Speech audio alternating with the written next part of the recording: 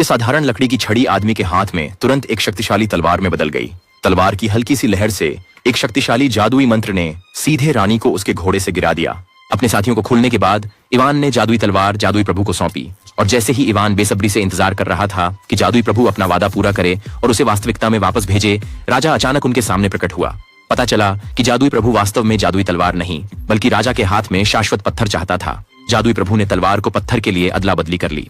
लेकिन उसकी पूरी हैरानी के लिए राजा द्वारा दिया गया पत्थर नकली था। असली शाश्वत पत्थर अब भी रानी के पास था। उसी क्षण मेंढक से लड़की बनी ने राजा पर छलांग लगाई। जादुई तलवार जमीन पर गिर गई। इवान ने अपनी मौका देखा और आसानी से अपने आसपास के सैनिकों को मात दे दी। उसने गिरी हुई जादुई तलवार उठा ली। राजा और रानी के भयभीत चेहरों को देखकर इवान ने तलवार को थामा, लेकिन उसने अपने दुश्मनों पर हमला नहीं किया। उसने हवा में एक गोला खींचा और जोरदार झटके से असली दुनिया का एक द्वार खुल गया, जिससे सभी चौंक गए।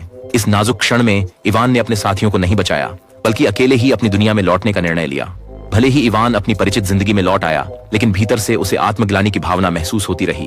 अपने साथियों को छोड़ने का अपराध बोध उसे लगातार बेचैन करता था। उसने अपने पूर्व तरीकों से उस अद्भुत दुनिया में वापस जाने की कोशिश की, लेकिन न केवल वह विफल हुआ, बल्कि अपने अजीब व्यवहार के लिए पुलिस द्वारा गिरफ्तार भी कर लिया गया। हालांकि पुलिस स्टेशन में इवान अप्रत्याशित रूप से उस अजीब बूढ़े आदमी से मिला जो दूसरी तरफ था। बूढ़े व्यक्ति ने अपनी जादू की छड़ी से हवा में एक पोर्टल बनाया। बिना किसी झिझक के इवान सुनहरी जादुई भंवर में कूद गया। इस बीच उसके साथियों को महल में ले जाया गया था ताकि वे अपने अंतिम जजमेंट का सामना कर सकें।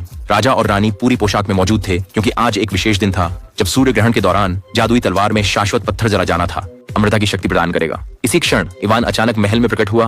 वास्तविक दुनिया से एक हथियार निकालकर राजा को रोकने की कोशिश कर रहा था, लेकिन राजा ने ध्यान नहीं दिया। सावधानी पूर्वक पत्थर को उसमें जड़ने में लगा रहा।